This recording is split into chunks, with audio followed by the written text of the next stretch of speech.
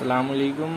आज की वीडियो की जो टॉपिक है हमारे पास, उसमें हम लोग कवर करेंगे सिंपल लीनियर रिग्रेशन। अब ये हमारे पास प्रोबेबिलिटी और स्टैटिस्टिक का ही टॉपिक आता है। इसमें हमारे पास क्या करना होता है कि एक मैथमेटिकल इक्वेशन होती है जो हमारे पास एस्टिमेटेड वैल्यू हम लोगों को बताती है कि किसी भी चीज़ की क्या एस्टिमेटेड वैल्यू हो सकती है।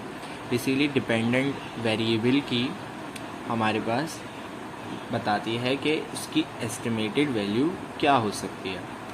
अब mathematical equation which allow us to predict the values of dependent variable y, मतलब y की वैल्यूज़ को प्रिडिक्ट करती है। y हमारे पास वेरिएबल कहलाता है डिपेंडेंट और x वेरिएबल हमारे पास कहलाता है इंडिपेंडेंट।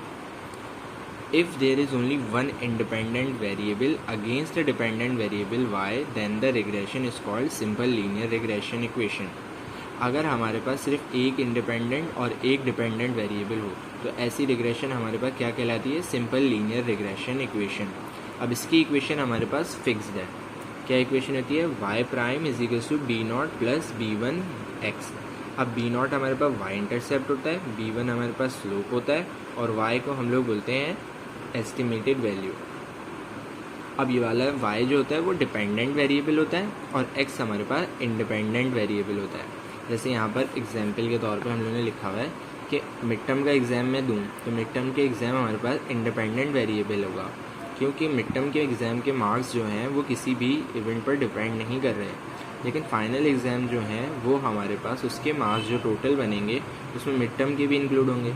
तो फाइनल एग्ज़ाम के मार्क्स जो हैं हमारे पास डिपेंडेंट हो गए ना एक्स पर, इसीलिए फाइनल एग्ज़ाम मार्क्स हमारे पास वाई से डिनोट होंगे और मिड टर्म एग्ज़ाम मार्क्स हमारे पास एक्स से डिनोट होंगे। अब हमारे पास हम लोगों को इसमें क्या क्या चीज़ें चाहिए होती हैं? बी नॉट और बी वन। एक्स हमारे पास वो वैल्यू जिसकी आपको एस्टिमेटेड चाहिए होती है। अब हमारे पास बी नॉट और बी वन को हमारे पास निकालना होता है। अब बी नॉट और बी वन का बेसिकली फार्मूला होता है। अब मैं आप लोगों को दिखा देता हूँ। ये इक्वेशन हमारे पास सिर्फ ड्राइव की हुई है। अगर आप लोगों को ये देखनी है तो आप वीडियो पॉज करके स्क्रीनशॉट ले लें, क्योंकि मैं ये नहीं समझाऊँगा।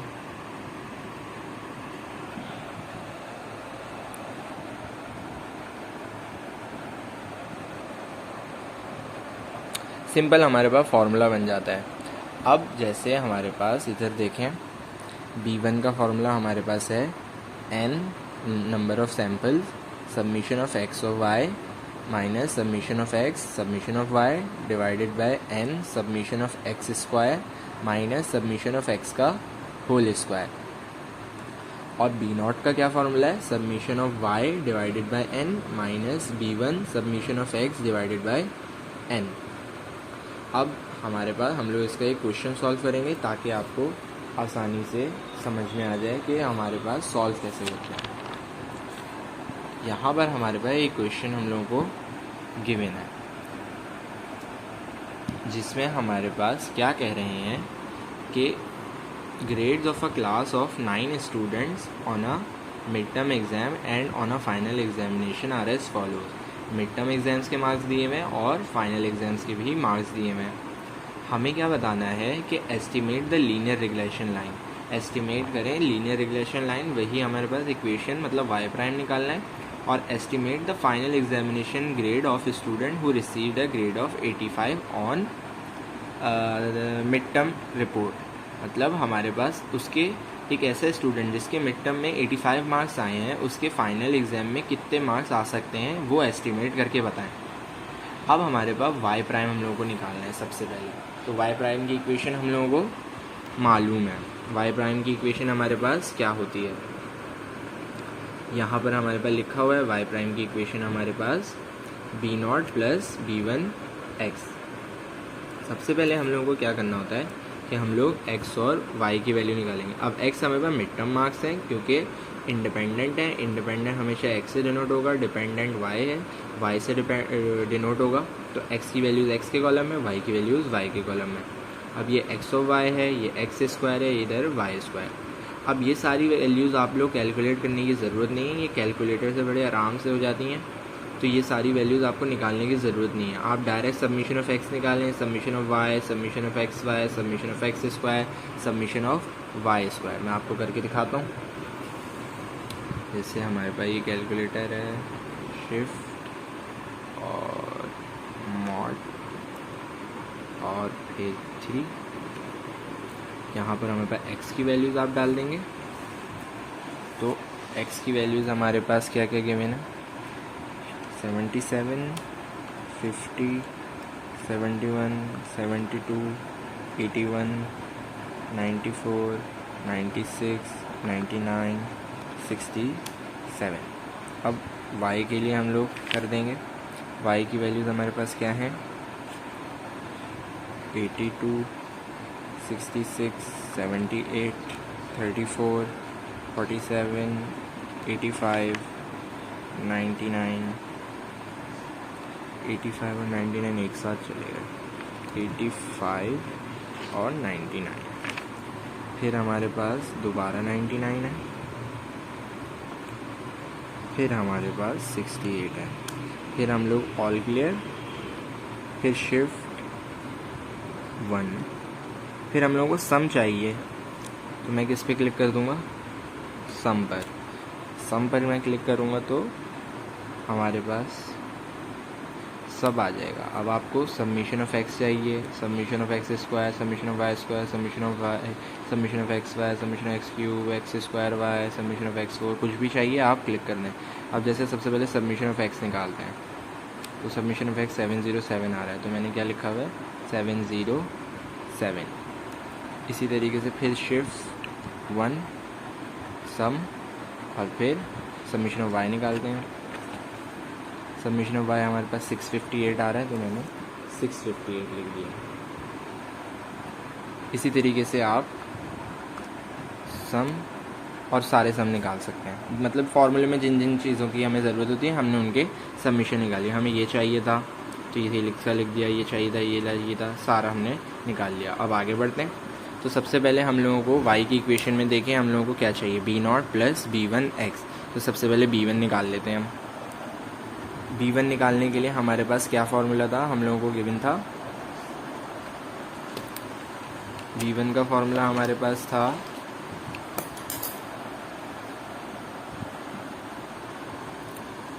n summation of x Y minus summation of x summation of Y divided by n summation of x square minus summation of x का होल स्क्वायर।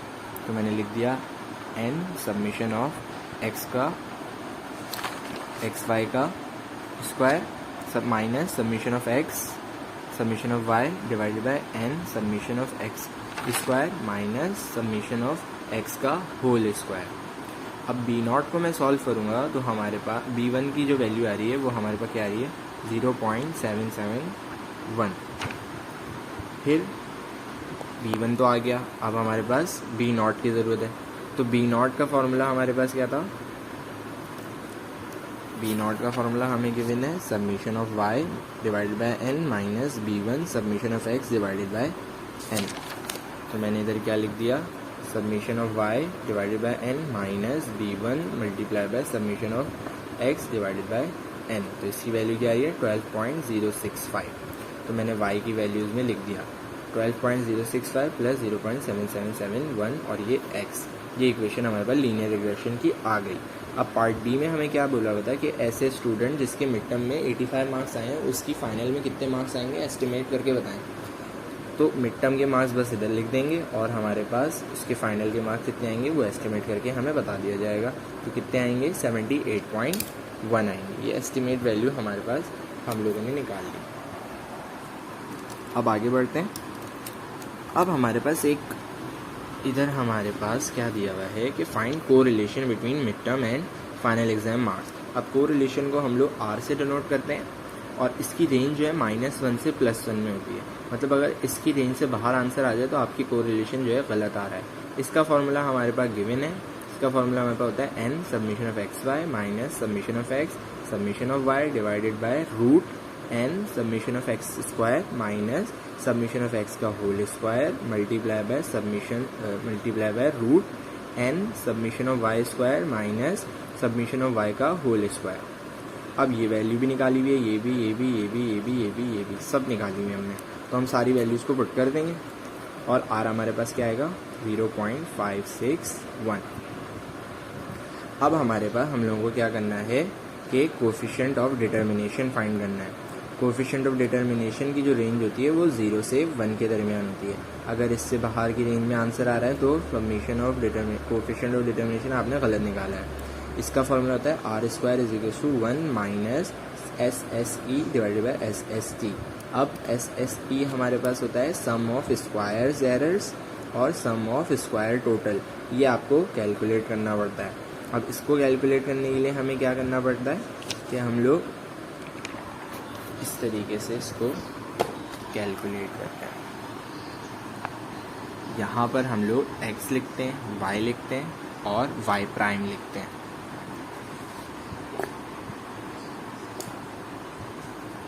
तो सबसे पहले x की जगह ये वैल्यू आएगी, फिर ये, फिर ये, फिर ये, फिर ये, फिर ये, फिर ये, फिर ये, और हम लोग y प्राइम जो लीनियर रिग्रेशन था सबका अलग अलग लीनियर रिग्रेशन हम लोग निकालेंगे।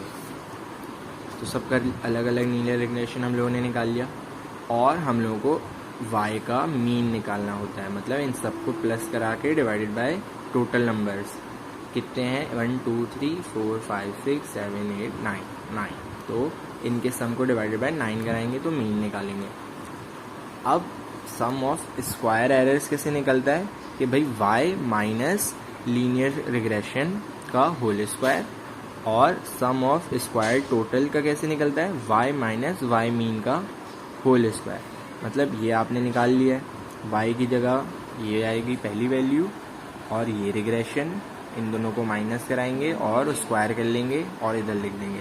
इसी तरीके से ये सारे, और इसी तरीके से ये y माइनस y मीन कराएंगे, फिर y2 माइनस y मीन, फिर y3, इस तरीके से सारे, और इन सब को लास्ट में प्लस कर लेंगे तो ये आंसर आएगा। फिर इन सब को लास्ट में प्लस कर लेंगे तो ये आंसर आएगा। फिर इसको हम लोग इक्वेशन में पुट कर लेंगे।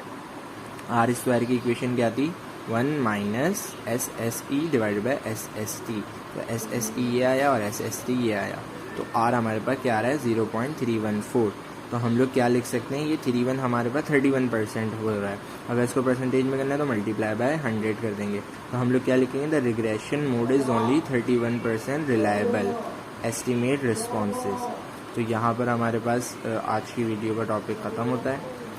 यहाँ पर आई होप आप लोगों को वीडियो में समझ में आ गया होगा। अल्लाह हाफिज़।